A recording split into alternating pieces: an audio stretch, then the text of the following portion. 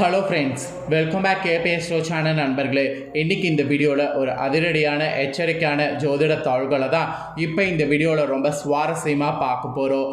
பார்க்குறதுக்கு முன்னாடி எதை பற்றிய தாள்களை பார்க்க போகிறோங்கிறத இன்ட்ரோ மூலிமா ஷேர் பண்ணுறேன். எதை பற்றிய தாள்களை பார்க்க போகிறோங்கிறத இன்ட்ரோ மூலிமா ஃபஸ்ட்டு தெரிஞ்சு பயன்பெறுங்க. தற்போது 6வது மாதமான ஜூன் மாதமானது பிறந்து நடந்துட்டுருக்கு. ஒரு முக்கியமான மாதம்னா அது இந்த ஜூன் மாதத்தை சொல்லலாம். ஏன்னா இந்த ஜூன் மாதத்தில் நிறைய சம்பவங்களானது நடக்க போகுது. அதில் இப்போ இந்த ஜூன் மாதம் பிறந்து கரெக்டாக ஜூன் 7ஆம் தேதி வர அன்னைக்கு அதிரடியான சம்பவமானது நடக்க போகுது. இந்த சம்பவம் நடக்கிறதுனால ஒவ்வொரு ராசிக்காரங்களுக்கும் விதியானது மாறப்போகுது. அப்படி மாறக்கூடிய விதியினால் அந்தந்த ராசிக்காரங்களுக்கு என்ன நடக்குங்கிறத தெளிவாக ஜோதிடர்கள் கணிச்சு சொல்லிட்டு இருக்காங்க. அப்படி கணிச்சதில் இன்னைக்கு இந்த வீடியோவில் ரிஷபராசிக்கு கணிக்கப்பட்டதை சொல்ல போகிறேன். ரிஷபராசியில் பிறந்தவங்க உங்களோட ராசிக்கு என்ன மாதிரியான கணிப்பு இருக்குங்கிறத இந்த வீடியோவில் தெரிஞ்சுக்குங்க. அதாவது உங்கள் லைஃப்பில் என்ன நடக்குங்கிறது கணிக்கப்பட்டிருக்கோ அதை இந்த வீடியோவில் தெரிஞ்சுக்குங்க. ஆக்சுவலி நம்ம லைஃப்பில் நடக்கக்கூடிய எல்லா அப்ஸ் அண்ட் டவுன்ஸுகளுக்கு காரணமே நவக்கிரகங்கள் தான். நம்ம நம்பினாலும் நம்பாட்டியும் அதுதான் உண்மை. நவக்கிரகங்கள் நமக்கு சாதகமாக இருந்தால் சாதகமான பலன் கிடைக்கும். நவக்கிரகங்கள் நமக்கு பாதகமாக இருந்தால் சொல்லவே தேவையில்லை, தொட்டது எல்லாமே தொடங்காமல் போகும். ஸோ இந்த மாதிரி நம்ம லைஃப்பில் நடக்கக்கூடிய எல்லாத்துக்குமே மெயின் காரணமே கிரகங்கள் தான். நம்ம நம்பினாலும் நம்பாட்டியும் அதுதான் உண்மை. எப்பயுமே நம்மளால் எல்லா நாளுமே ஒரே மாதிரி சந்தோஷமாக இருக்க முடியாது. சில நாள் சந்தோஷம், சில நாள் ஏதோ நம்மளை அறியாமையே வருத்தம் இருக்கும். நம்மளை அறியாமையே சில தவறுகள்லாம் நடக்கும். தெரிஞ்சே கூட தவறுகள் நடக்கும். அதுக்கு எல்லாத்துக்குமே காரணம் கிரகங்கள் தான். ஸோ நம்ம நம்பினாலும் நம்பாட்டியும் அதுதான் உண்மை. அப்படி இப்போ கிரகங்கள் 2 பயங்கரமாக சேரப்போகுது. இதனால் எல்லா ராசிக்காரங்களுமே கவனமாக இருக்கணுங்கிற மாதிரி எச்சரிக்கை விடுக்கப்பட்டிருக்கு. அதில் ரிஷபராசிக்காரங்க எப்படி எச்சரிக்கையாக இருக்கணுங்கிறத தான் இந்த வீடியோவில் சொல்ல போகிறேன். ஃபஸ்ட்டு கிரக சேர்க்கைன்னு சொன்னல, அது என்ன கிரக சேர்க்கை அப்படிங்கிறத ஃபஸ்ட்டு பார்க்கலாம் வாங்க. செவ்வாயும் கேதும் தான் சேர போகிறாங்க.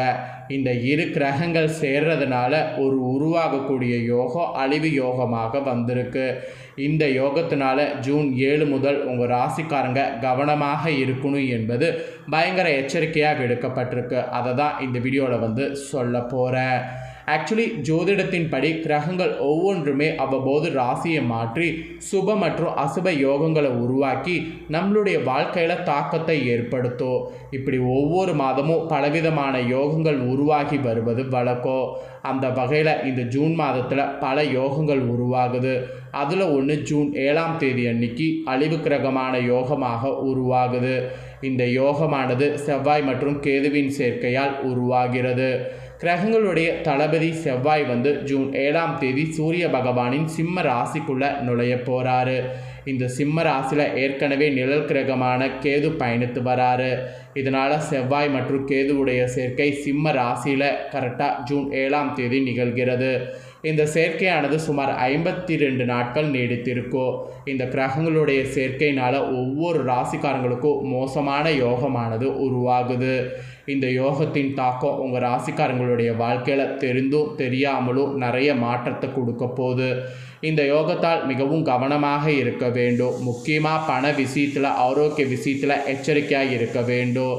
இப்போது இந்த செவ்வாய் கேது சேர்க்கையால் உருவாகக்கூடிய இந்த யோகத்தினால உங்களோட ராசிக்கு என்ன மாதிரி கவனமாக இருக்கணும் அப்படிங்கிறத உங்களோட நட்சத்திரத்துக்கு ஏற்பவே ஷேர் பண்ணுறேன்.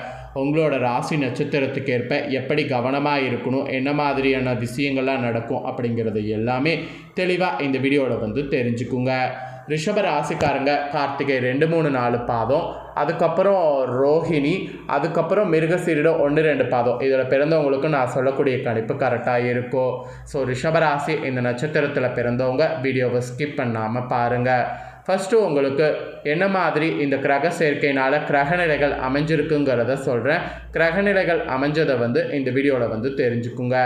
ராசியில் சூரியன் புதன், தனவாக்கு குடும்பஸ்தானத்தில் குரு, தைரிய வீரியஸ்தானத்தில் சந்திரன் செவ்வாய், சுகஸ்தானத்தில் கேது, தொழில் ஸ்தானத்தில் சனி ராகு, அயனசைன போகஸ்தானத்தில் சுக்கிரன். இந்த மாதிரி கிரகநிலைகள் உங்களுக்கு அமைந்து வரப்போகுது. இந்த கிரக சேர்க்கையின் போது கிரகநிலைகள் இப்படி அமைந்திருக்குது. இதனை தொட்டு தான் உங்களோட ராசி நட்சத்திரத்துக்கு பலன்கள் சொல்ல போகிறேன். உங்களோட ராசி நட்சத்திரத்துக்கு என்ன பலன்கள் கிடைக்கும் அப்படிங்கிறத தெளிவாக இந்த வீடியோவில் தெரிஞ்சு பலன் பெறுங்க. ஃபஸ்ட்டு ரிஷபராசிக்காரங்க கார்த்திகை 2, 3, 4 பாதங்களில் பிறந்தவங்களுக்கு சொல்கிறேன். இதில் பிறந்தவங்களுக்கு இந்த கிரக சேர்க்கையினால் ஜூன் 7ஆம் தேதிக்கு பிறகு என்ன நடக்கும்னா, இந்த கணவன் மனைவிக்கிடையே நெருக்கமானது அதிகரிக்கும். குடும்பத்தில் ஒரு விதமான குதூகலமானது உண்டாகும். வாகனம் வாங்கிறது அல்லது புதுப்பிக்கிறது இந்த மாதிரியான பணியில் ஈடுபட்டிங்கன்னா காரியம் சக்ஸஸ் ஆகும். பயணம் செய்கிறதன் மூலிமா சாதகமான பலன் கிடைக்கும். குடும்பத்தில் சுபகாரியங்கள் உங்களுக்கு தடையே இல்லாமல் நடைபெறும். அதே போல் மாணவர்களுக்கு கல்வியில் முன்னேற்றம் காண அதிக முயற்சிகள் செய்து பாடங்களை படிக்க வேண்டியது இருக்குது. அது மட்டும் இல்லாமல் வாகனங்களில் செல்லும்போது கவனமாக இருக்கணும். அதே போல் அரசியல்வாதிகளாக இருந்தீங்கன்னா உங்கள் சார்ந்துள்ள கட்சியின் தொண்டர்களுக்கு நெருங்கியவர்களுக்கு மிகப்பெரிய உதவிகளை செய்து பாராட்டுக்களை பெறுவீங்க. மேலிடத்திலிருந்து உங்களுக்கு சந்தோஷமான செய்திகள் சேரும். இதெல்லாம் ஒரு ப்ளஸ்ஸான விஷயம் என்று சொல்லலாம். அப்புறம் கலைத்துறையை சேர்ந்தவர்களுக்கு சொல்லப்பட்டிருக்கு. கலைத்துறையில் இருக்கிறவங்களுக்கு படிப்படியான வளர்ச்சியை காண்பீங்க. வருமானம் நன்றாக இருப்பதால் ரசிகர்களுக்காக செலவு செய்யணும். சக கலைஞர்களால் நன்மை அடைவீங்க. புதிய வாகனங்கள் வாங்கக்கூடிய வாய்ப்பு உங்களுக்கு கிடைக்கும். ஸோ வாகனங்கள் வாங்கலாம். ஸோ கார்த்திகை 2, 3, 4 பாதங்களில் பிறந்த ரிஷப ராசிக்காரங்களுக்கு இந்த மாதிரியான பலன் கிடைக்கும். எதற்கேற்ப நடந்துக்கணும் என்பது குறிப்பிடப்பட்டிருக்குங்க. நெக்ஸ்ட்டு ரோஹிணியில் பிறந்த ரிஷப ராசிக்கு சொல்லப்பட்டிருக்கு. இதில் பிறந்தவங்களுக்கு இந்த 2 கிரகங்கள் சேர்க்கையினால் ஜூன் 7ஆம் தேதிக்கு பிறகு என்ன நடக்குங்கிறத சொல்கிறேன், நோட் பண்ணிக்கோங்க. உங்களுக்கு வார்த்தைகளுக்கு மதிப்பானது கூட போதுங்க. தொலைதூர தாள்கள் எல்லாமே உங்களுக்கு நல்ல தாள்களாக வருங்க. எதிர்பார்த்த பண வர வாய்ப்பு அதிகமாக இருக்குது. திறமையானது உங்களுக்கு அதிகரிக்கும். உங்களுடைய செயல்களுக்கு பாராட்டானது கிடைக்கும். மனதில் ஒரு வகையான திகிரியும் கூடும்.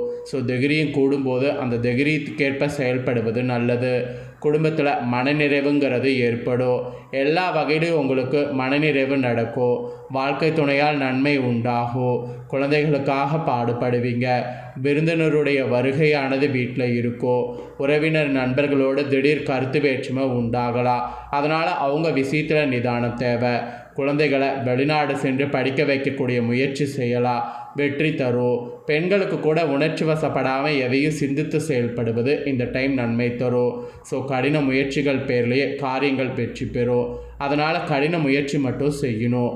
ரோஹிணியில் பிறந்த ரிஷபராசிக்காரங்களுக்கு இந்த ஜூன் 7ஆம் தேதியிலிருந்து 52 நாட்கள் இதுதான் நடக்கும். இதற்கேற்ப நடந்து பலன் பெறுங்க. அப்புறம் ஃபைனலாக மிருகசீரிடம் 1, 2 பாதங்களில் பிறந்த ரிஷபராசிக்காரங்களுக்கு சொல்லப்பட்டிருக்கு. இதில் பிறந்தவங்களுக்கு ஜூன் 7ஆம் தேதி இந்த கிரக சேர்க்கையினால் என்ன நடக்குங்கிறத சொல்கிறேன், நோட் பண்ணிக்கோங்க. இந்த சேர்க்கையால் செல்வ சேர்க்கை உண்டாகும். எந்த ஒரு வேலையும் மன திருப்தியோடு செய்வீங்க. புத்தி சாதுரியமும் வாக்குமன்மையும் உங்களுக்கு அதிகரிக்கும். முக்கிய நபர்களுடைய அறிமுகமானது கிடைக்கும். பணவரவு நீங்கள் எதிர்பார்க்காத அளவுக்கு உங்களுக்கு அதிகமாக இருக்கும். தொழில் வியாபாரம் தொடர்பாக அலைச்சல் உண்டாகலாம். பணியாளர்கள் உங்களுடைய செயல்கள் உங்களுக்கு கோபத்தை தூண்டும்படியாக இருக்கலாம். எனவே கவனமாக இருப்பது நல்லது. லாபம் அப்போ தான் அதிகரிக்கும். எதிர்பார்த்த பண உதவி கூட அப்போ தான் உங்களுக்கு கிடைக்கும். தொழிலில் இந்த மாதிரியெல்லாம் நீங்கள் இருக்கணும் என்பது குறிப்பிடப்படுது. அப்புறம் உத்தியோகத்தில் இருப்பவங்களுக்கு கூடுதல் பணி சுமை காரணமாக அதிக நேரம் வேலை பார்க்க வேண்டியது இருக்குது. நெருப்பு ஆயுதங்களை பயன்படுத்தும் போது கவனமாக இருப்பது நல்லது. ஆக்சுவலி திறமையாக எந்த ஒரு காரியத்தையும் செய்தீங்கன்னா பாராட்டு, மதிப்பு, மரியாதை பெற முடியும். நீங்கள் நேரத்தின் மதிப்பை அறிந்தவர்களாக இருக்கணும். அது மட்டும் இல்லாமல் திட்டமிட்டு செய்யக்கூடிய காரியங்கள் வெற்றி பெறும். உணர்ச்சி வசப்படாமல் நிதானமாக எதையும் செய்வது நல்லது. எதிலும் எச்சரிக்கையாக இருப்பது நல்லது. அதிக முயற்சி செய்ய வேண்டியது இருக்குது.